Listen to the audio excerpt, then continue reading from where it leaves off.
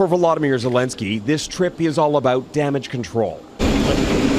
He arrived in Saudi Arabia ahead of Tuesday's U.S.-Ukraine summit after declaring he's willing to do everything to end the war.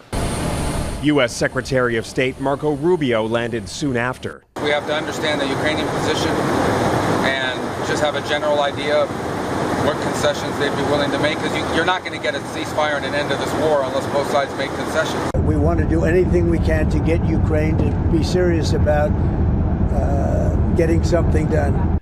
President Donald Trump has set the tone from Washington, putting the onus on Ukraine, not Russia, to make concessions, after first sending a delegation to meet with Russia without Ukraine at the table.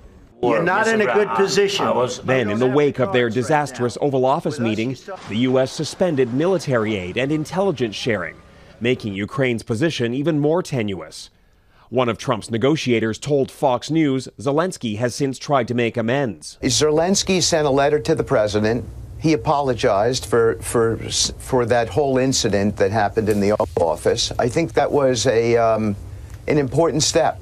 Trump still wants a deal that includes access to Ukraine's rare earth minerals with no demands on Russia to end the war.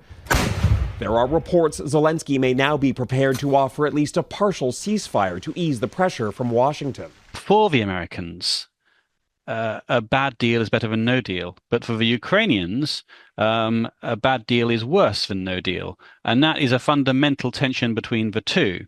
In a sign of how precarious the situation is, Zelensky says he will not take part in Tuesday's talks directly. All the while, Russia continues its relentless bombardment, launching hundreds of bombs and drones in just the last week, an offensive time to take advantage of the uncertainty. Jackson Prosco, Global News, Washington.